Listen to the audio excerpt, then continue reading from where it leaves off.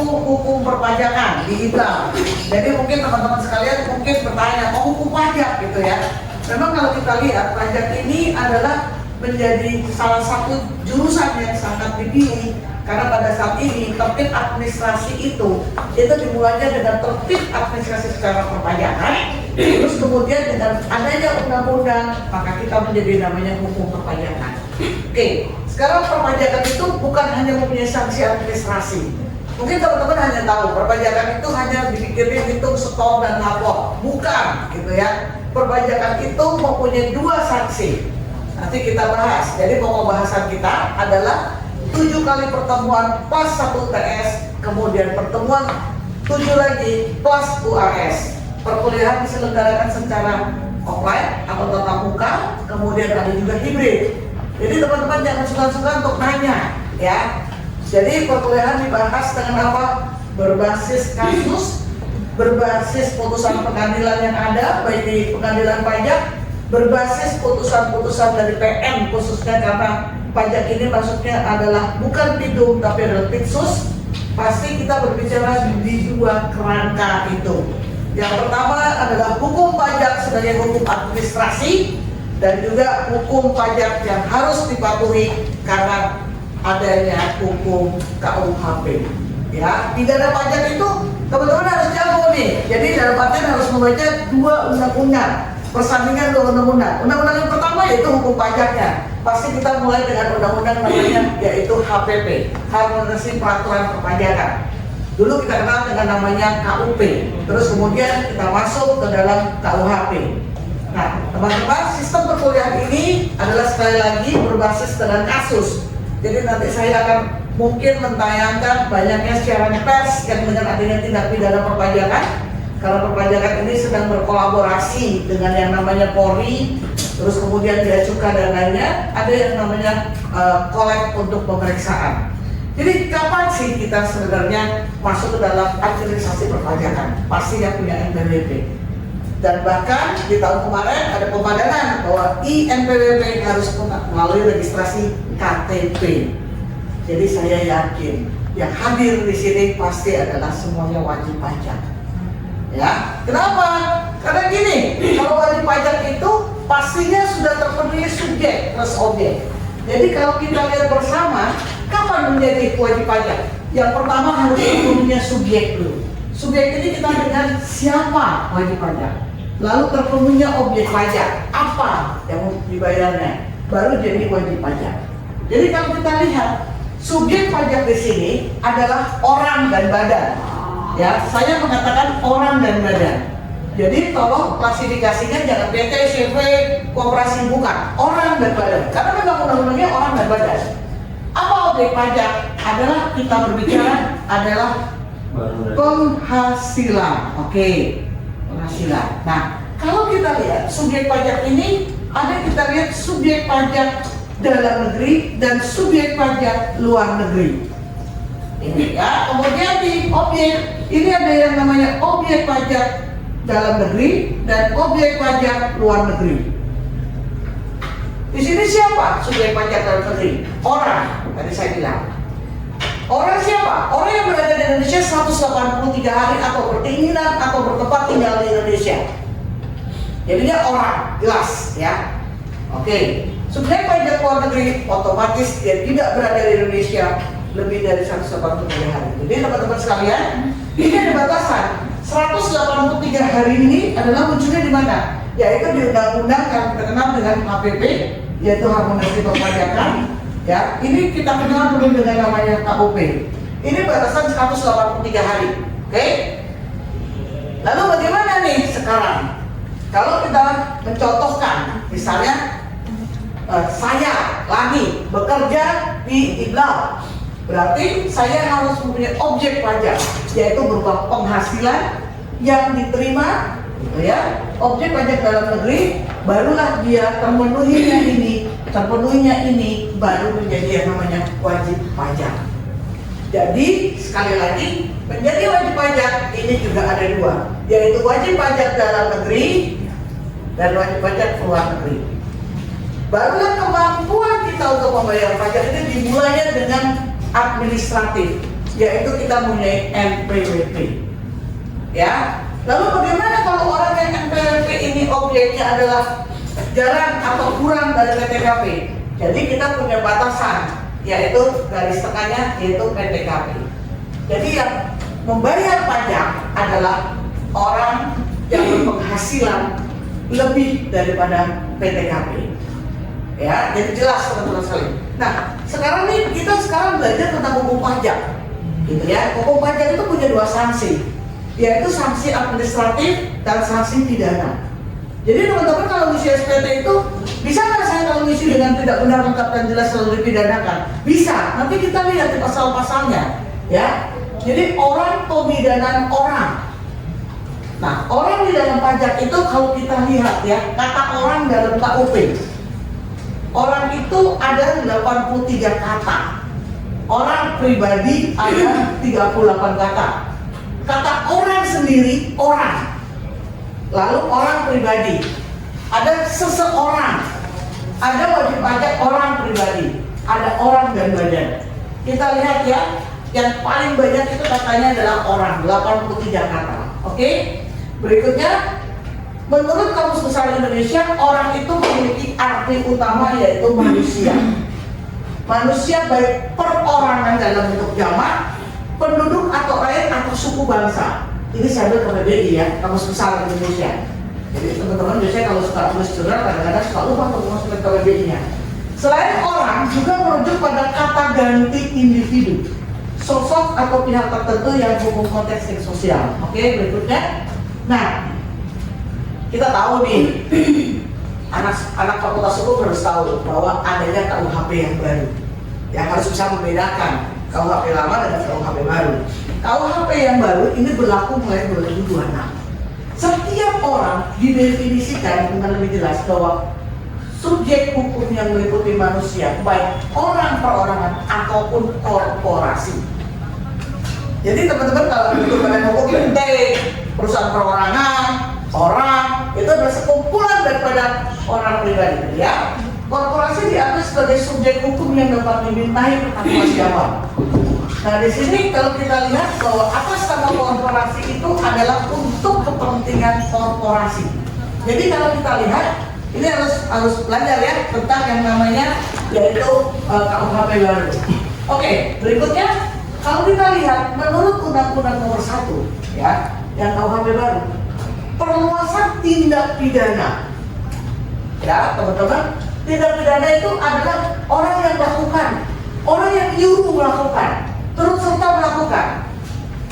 Ini kalau teman-teman bisa lihat di KUHP pasal 55 yaitu tindak pidana perbuatan, ikut menyuruh, ikut melakukan, ya nanti ini lebih jauh. Pertanggungan jawab korporasi. Korporasi dapat dipidana jika kejahatannya dilakukan oleh pengurus atau badan. Nah, saya hanya melihat bagaimana signifikansi antara KUHP dengan yang namanya HPP, Undang-Undang Harmonisasi Peraturan Perpajakan. Di Undang-Undang HPP, ya, Harmonisasi Peraturan Perpajakan itu tidak menyangkut orang yang dalam struktur pengurus, enggak. Jadi pajak itu adalah les spesialis derogat, les generalis.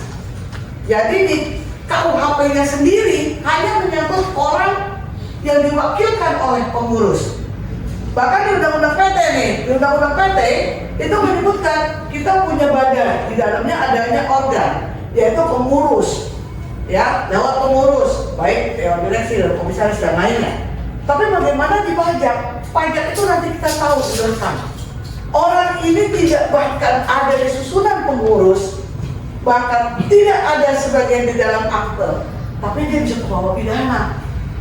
Karena di pasal-pasal pajak itu yang spesialis derogat les generalis, kekhususan pajak itu adalah orang yang dianggap mengetahui jalannya transaksi, termasuk juga profesi di dalamnya. Jadi dalam Undang-Undang HPP di pasal 35 kita lihat kenanya orang di mana nih? Orang sebagai profesi, orang akuntan, konsultan pajak, notaris dan lainnya. Terus ada orang yang nyata-nyata mengetahui, sekelompok orang. Oke, next berikutnya. Nah, jadi subjek. Nah, subjek itu selalu kita biasa mulai dengan pertanyaan siapa. Siapa subjek hukum? Siapa, atas siapa ini pasti penunjukan adalah pada orang, pada manusia, yaitu badan hukum bersektor firman dan lainnya. Bagaimana dengan pertanggungan jawab, ya? Pertanggung jawab pidana, orang yang dapat dipidana karena memenuhi unsur tindak pidana, ya. Oke, yuk berikutnya, perbuatan pidana. Ada perbuatannya. Perbuatan pidana atau tindak pidana adalah perbuatan yang dilarang oleh hukum. Jadi ada dulu nih ancamannya, ada sanksinya, ada perbuatannya. Ya, teman-teman harus tahu dulu nih. Jika nanti besok menjadi seseorang yang advokat, kan bisa jadi advokat, bisa notaris, bisa jadi macam-macam ya kalau di fakultas hukum ya. Harapan saya adalah yang pasti teman-teman harus tahu perbuatan mana yang melanggar hukum. Oke. Lalu teman-teman bertanya, pajak itu pelanggaran atau kejahatan? Pelanggaran lalu lintas ya. Ada perbuatan, ada kejahatan. Harus bisa membedakan. Dua-duanya punya undang-undang. Undang-undang lalu lintas, kejahatan atau perbuatan. Ya, pajak. Disengaja dan apa? Beda ini apa? Oke. Yuk, berikutnya. Poin penting korporasi dapat dipidana. Jika kejahatan dilakukan oleh pengurus atau orang yang bekerja untuk korporasi. Saya mengharap kata bekerja di sini. Jadi tidak dibatasi serta-merta hanya pemilik atau pemegang saham. Orang yang mengetahui orang yang bekerja. Ya, oke. Jadi nanti itu jelas di pasal-pasal belakang kami jelaskan. Oke. Terus berikutnya adalah kita lihat. Orang ini tadi kita bilang ada right person, ada non person, dan pihak lain. Nah, ini menjadi satu pertanyaan. Siapa pihak lain? Oke, bahannya nanti akan saya share. Jadi teman-teman bisa belajar lebih dalam, gitu ya. Kalau ingin menulis jurnal suatu saat tentang pidana pajak, tentang bagaimana orang dibawa, gitu ya. Oke. Menyuruh melakukan, kamu tolong dong, menyuruh. Yaitu turut serta melakukan. Saya bikin faktur pajak fiktif, saya ikut bantuin melakukan. Yang menganjurkan, advice, hati-hati nih, ya. Yang membantu melakukan tindak pidana di bidang perpajakan. Oke, berikutnya. Nah, pajak itu sangat khusus gitu. Ini punya SEMA, Surat Edaran Mahkamah Agung. Di dalam SEMA ini menggarisbawahi bahwa menegaskan pengurus, fungsionaris pihak lain yang bertanggung jawab secara pribadi atau tindak pidana meskipun korporasi yang telah bubar. Jadi teman-teman bilang, waktu itu saya masih kerja di situ, jadi bagian direktur keuangan, tapi sekarang perusahaannya sudah bubar, masih dapat dimintainya. Tindak pidana perpajakan di dalam SEMA, ya. Jadi kalau membaca itu ada SEMA, yaitu ada SE untuk Mahkamah Agung. Tindak pidana perpajakan dapat dimintakan tanggung jawab kepada orang pribadi dan atau badan. Jadi ini fakultatif dan juga dalam artian harus orang dan badan. Oke? Terus kemudian kalau kita masuk ke berikutnya, nah ini contoh perbuatan pidana dalam pajak. Ya, yang pertama yaitu tindak pidana pemalsuan materai. Saya menggarisbawahi ya, materai bukan materai. Oke, jadi teman-teman suka ada materai nggak gitu ya, materai, karena undang-undangnya kan. Materai. Ya, oke. Di pasal 253 KUHP dan pasal 382 dia maksuin nih materai ini. Yang penting saya kasih materai, saya nggak tahu tanda tangan. Tidak pidana pemalsuan surat. Contohnya apa nih pemalsuan surat? Salah satunya bikin faktur pajak, gitu ya. Di faktur pajak itu adalah seperti ini tadi pasalnya. Saya memasukkan ini. Tidak pidana membuka rahasia, ya. Cerita ini, oh iya di tempat saya itu jual beli faktur, oke. Tidak pidana penggelapan. Jadi buat pajak uangnya dikantongi. Tidak pidana melakukan tipu muslihat. Oke, sampai di sini ada yang bertanya nggak? Oke, sampai di sini ada bertanya? Ya. Bu, berarti yang tema itu yang minggu lalu Ibu ada perangkat ke kami yang masalah kalau orang sudah tidak bekerja Terus kan saya ada menjawab tuh yang kena pembayaran pajak atau undang-undang pidana itu, saya kan pernah jawab pilot. Ternyata yang saya tadi nomor 4 itu. Iya, betul. Jadi gini, dipertegas gini, teman-teman sekalian gini, orang kalau perusahaannya tutup, baik ditutup, dipilotkan atau dilikuidasi, gitu ya. Kewajiban pajaknya dia belum hilang sampai dia mencabut NPWP-nya, baru hilang dia. Sama, orang pribadi itu hilangnya NPWP bukan karena dia udah nggak kerja. Jadi banyak yang tanya saya, Bu, ini ayah saya udah berhenti kerja nih, jadi nggak usah bikin SPT ya, karena udah nggak punya penghasilan. Bukan, pajak itu dapetnya di mana? Penambahan kemampuan ekonomis. Jadi nggak ngomong spesifik gaji, kayak honor, kayak fee, kayak enggak. Penambahan kemampuan ekonomis harus bayar pajak, ya. Jadi bagaimana kalau perusahaan udah bangkrut, udah tutup, udah dilikuidasi? Oke, SEMA itu ada jawabannya. Jadi meskipun perusahaannya sudah pilot, SEMA mengatur bahwa saya dapat saja dimintai keterangan sebagai orang pribadi, ya, surat edaran Mahkamah Agung. Oke, ada lagi yang bertanya? Intinya menurut KUHP subjek objek itu adalah orang di sini yang menyuruh melakukan, yang turut serta melakukan, yang menganjurkan. Yang menganjurkan ini kan, apakah yang menganjurkan itu misalnya dia sebagai konsultan yang berkontrak, ataukah memang dia kena juga misalnya dari jauh, misalnya kita ngobrol gitu kan, ya kamu harus begini kan gitu. Kadang kan, apakah memang dia bentuknya badan yang menyampaikan, misalnya dia sebagai konsultan, atau misalnya dia pribadi juga bisa kena gitu. Oke, gini, tadi kalau kita lihat di dalam Undang-Undang HPP pasal 35, kalau mau lihat, itu di pasal 35 itu ada siapa saja yang dikatakan orang. Secara pihak lain pasal 323, pasal 323 ayat 2 itu ada pihak lainnya. Tapi kalau di pasal 35 itu profesi yang kena. Siapa aja? Notaris, konsultan pajak, auditor. Ada sekelompok yang disebutkan, ya, pasal 35. Tapi ada pihak lain nih, diperjelas. Pihak lain itu siapa? Adalah nyata-nyata orang yang mengetahui transaksinya. Jadi contoh, bagian marketing, dibuatkanlah surat palsu tentang sales. Marketing bilang, aku nggak tahu. Bosnya bukan orang keuangan, bukan orang legal, saya marketing. Dibikinlah penjualan fiktif.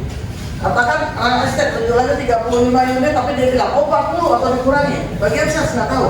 Orang yang nyata-nyata. Jadi ini nggak ada struktur mana-mana loh. Didefinisikan di pihak lain. Ya, sekali lagi nih. Jadi bahayanya pajak itu, ya, pajak itu bukan sengaja hitung lapor setor, enggak. Nah, kenapa? Tahunya di mana? Dipanggil gini, Bapak tahunya di mana? Saya tanda tangan untuk marketing, ya. Orang itu pihak lain.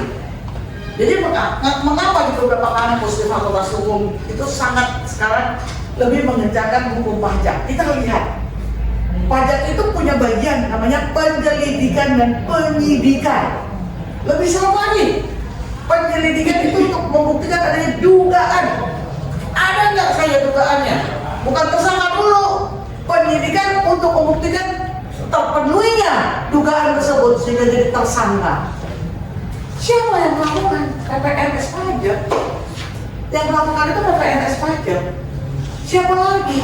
Jadi ada kelompok yang namanya penyelidikan dan penyidikan. Di penyidikan itu ada penyidikan tertutup dan penyidikan terbuka. Naik kita dipanggil juga, ada sebagai saksi, ada saksinya. Ya, jadi kalau membaca putusannya, teman-teman harus membiasakan putusannya Pitsus. Pitsus PN mana, gitu ya. Oke, ada yang bertanya di sini? Kayak lagi Bu ya, masih relevansi sama yang bukti potong sama Pak Bu. Ya. Saya saya masih ingat banget pas kelas perdana ibu tuh offline, kan ibu ada bahas masalah klien ibu yang udah pensiun tiba-tiba ada bukti potong kan. Betul. Nah itu kan terjadi juga apa yang saya rasakan tuh Bu. Oke. Nah kan ketika kita tidak setor nih Bu, kita tidak mau setor, maksudnya Bayar pajak. melaporkan ya kan, melaporkan bahwa memang kita nggak menerima gitu loh Bu. Kan waktu itu ibu ada menjelaskan bahwa kita bisa tuntut secara pidana Bu, Betul. sanksi pidana. Nah untuk sanksi pidana dan administrasinya itu bagaimana Bu prosesnya? Oke. Dulu, jadi kalau pajak tuh ada istilah gini, yang membayar pajak, yang memotong pajak, yang memungut pajak. Beda ya, memotong sama memungut beda. Para karyawan itu sangat setia ke negara, lebih setia daripada istrinya. Ketika istrinya tanya, Pak sudah gajian belum? Tapi negara langsung sudah motong dia. Begitu sudah gajian langsung dipotong. Ya. Nah, begitu dipotong 1700 katakan dipotong 10 misalnya jadi 990. Tapi begitu mungut, contohnya PPh pasal 22 dipungut. Lalu pembayar, kita ini kan harus bayar pajak karena mendapatkan kemampuan ekonomis. Saya harus bayar pajak loh. Cuma di mekanisme kan yang namanya yaitu self assessment dan official assessment dan withholding tax assessment. Saya harus ada lembaga pemotong. Jadi lagi bekerja, lagi dipotong, disetorkannya. Oke. Nah, sekarang udah nggak bisa kabur lagi. Karena udah gantung di konteks, karena etika NPWP. Jadi tiba-tiba kamu dapat misalnya komisian dari TikTok, udah teman 75.000 gitu ya.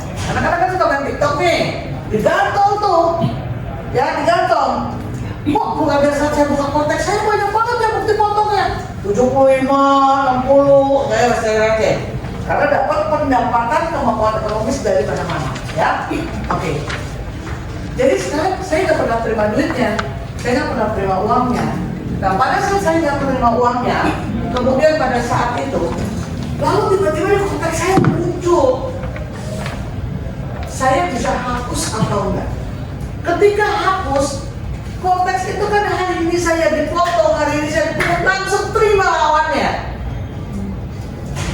Jadi satu-satunya adalah kalau memang tidak menerima, buktikan tidak menerima, bilang ke pemotongnya, saya nggak ada pemotongnya, sehingga salah, dia harus betulin atau pindah buku dia harus betulkan.